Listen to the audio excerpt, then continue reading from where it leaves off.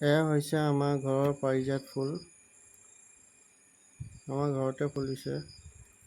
এতিয়া ৰাতি 11টামান বাজিছে, 11টা বাজি গৈছে। এই ফুলপাহ ৰাতি হ'লে ফুলে। এই ফুলপাহ বহুত মহত্ব আছে। ফুলপাহত আছে আপোনাৰ শংখ, চক্ৰ আৰু গদা, পদ্ম। বাকী বেলেগ নাম আছে যে নাজানো। আমি পাৰিজাত ফুল বুলি জানো নামটো।